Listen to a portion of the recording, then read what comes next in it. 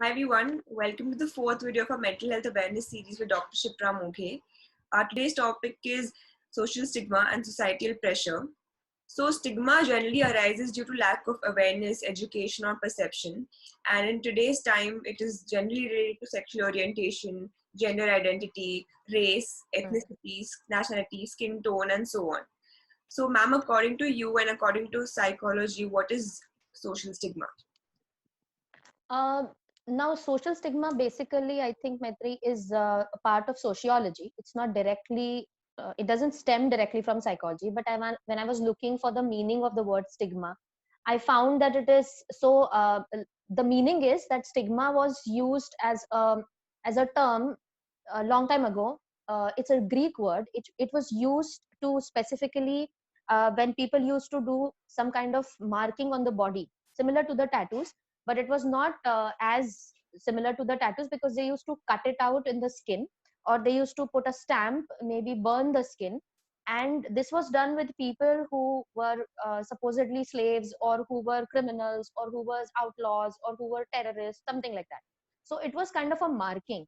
Now, while the method has changed, like there is no more physical stigma or like a marking particularly, but it has been embedded into our psyche for a very long period of time. So if you look at it from the psychological point of view, I think it's a marking which we have created, maybe because of the stereotypical thinking, because of the societal norms, but it is so well embedded into our systems that the moment we see somebody who falls into that stigma that we already know, we mark them. And when we mark them psychologically, it's like labeling. You can use very many different terms, but it's ultimately the same thing. So if I see somebody who falls into the category of being fat, then I would automatically think about that stigma associated with it. And without even realizing, I would say that, you know, so hey, fatso, something like that. Right. So it has been embedded into our society and into our psyche for such a long period of time that many times we don't even realize when we are being a part of it. So that's how it impacts the society on a huge level and at a psychological level. Yeah, and what are the types of different stigma? So stigma can take place about almost everything, but if we have to categorize it, then there could be stigma related to the physical deformities.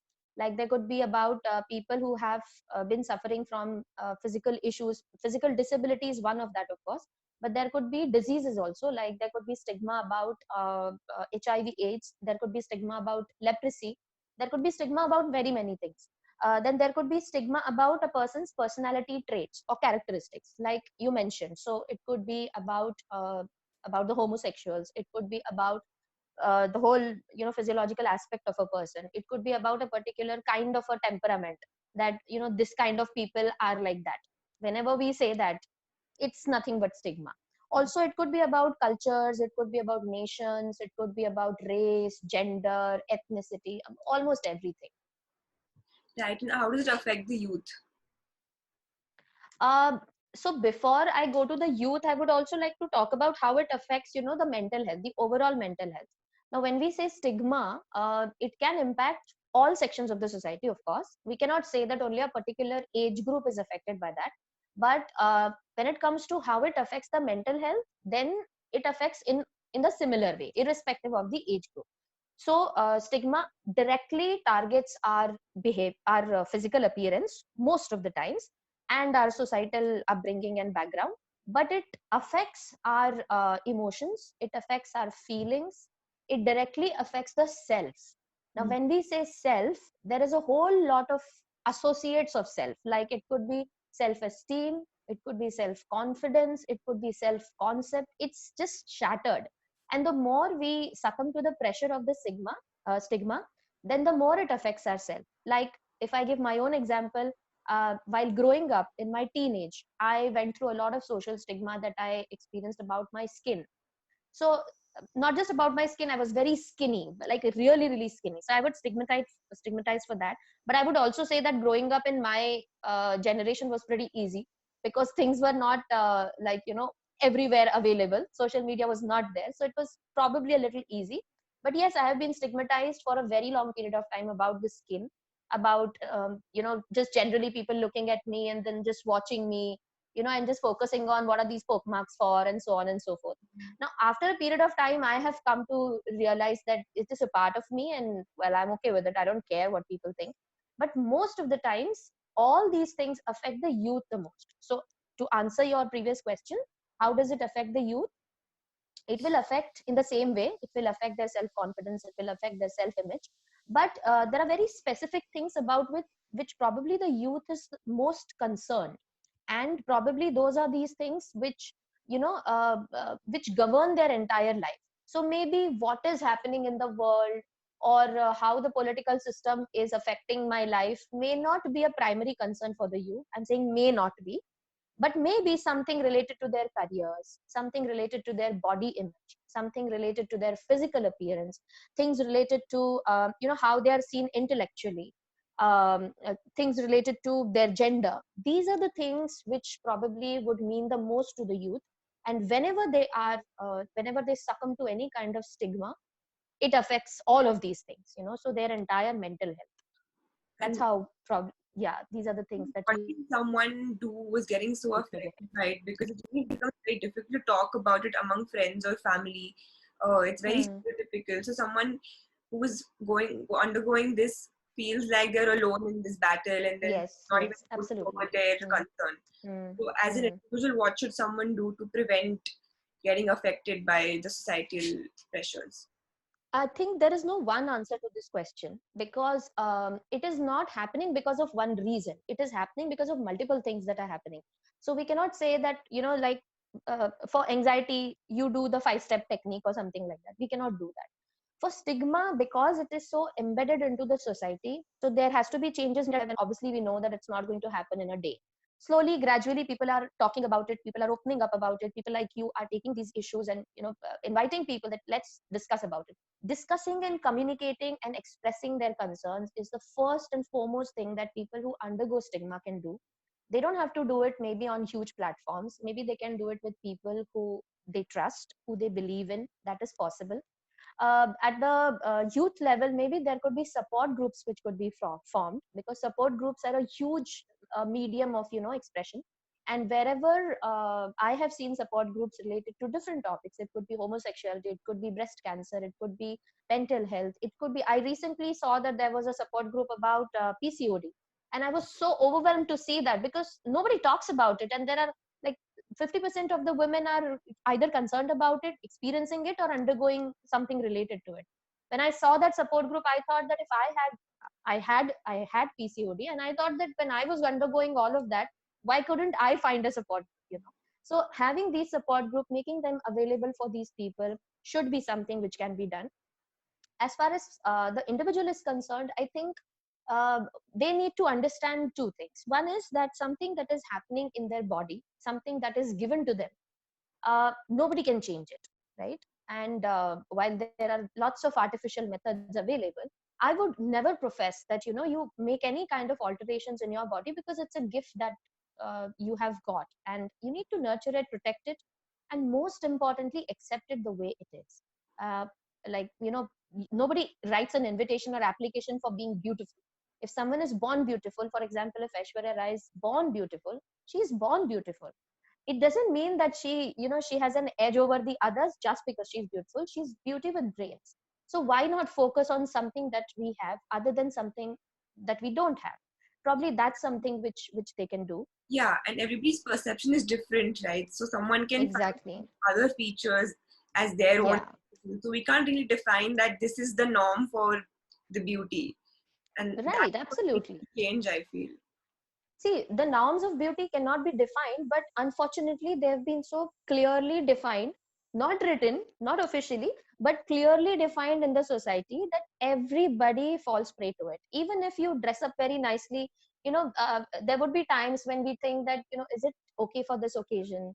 Is it fine if I dress like this? Is it okay if I leave my hair open? Is it okay if I tie them up? There are multiple things that people may go through. And I'm just talking from girls' perspective. For males, it could be an whole lot of different issues that they face, right?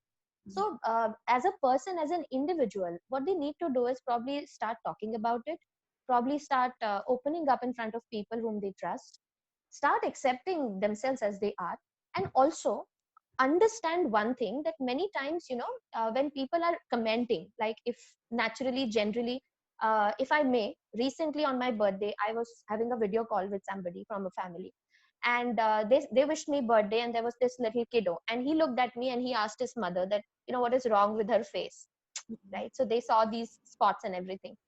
So while the kid had said, while I was okay with it because I have come to terms with it and I really don't mind, I don't care.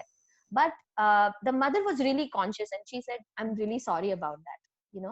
So sometimes we need to understand that when people make those comments, it's not deliberate. It's not to pull you down. It's not to target you, that how fat you are, how short you are, how tall you are for that matter. All those things. Sometimes people just say it because it comes so naturally to them. Probably they don't realize they need to apply a filter. Necessarily they need to apply a filter, but sometimes when they say it, it's not with any kind of harmful intentions, but because we are ourselves putting ourselves into all this scrutiny all the time. Even a normal comment would seem like, oh, so they are targeting me.